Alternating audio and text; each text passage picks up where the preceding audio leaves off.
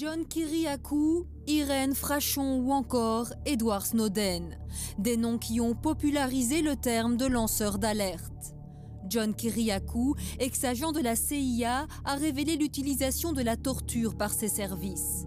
Le docteur Irène Frachon, que le médicament Mediator utilisé en France comme coupe-faim, était en réalité un poison.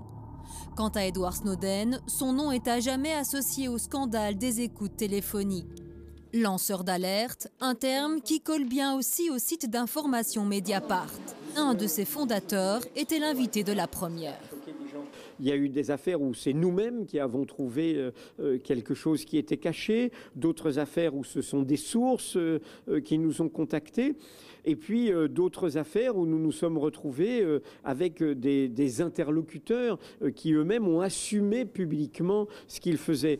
Choisir d'être lanceur d'alerte n'est cependant pas sans risque. En dévoilant des listings d'évadés fiscaux de la banque HSBC, Hervé Falciani a dû fuir la Suisse par peur de représailles. Ils prennent leurs risques, mais ils se trouvent d'abord seuls et ils ont beaucoup de mal ensuite à retrouver un emploi, à retrouver du travail, etc.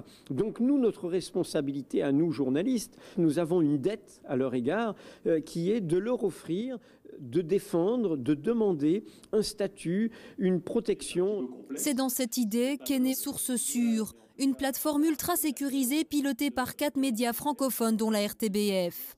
Toute personne pourra y déposer un document sensible en restant anonyme et intraçable. Sans lanceur d'alerte, sans cette protection des sources, nous ne sommes rien, nous les journalistes d'investigation, nous ne pourrons faire qu'une chose, c'est redélivrer de la communication pré-mâchée. Nous devons pouvoir travailler avec des gens qui nous permettent de faire notre travail, de vérifier les informations et d'aller au-delà des apparences. À peine lancé, Source Sûre a déjà reçu ses premiers dossiers. Pour les journalistes, commence un vrai travail de tri entre simple délation et vrai délit.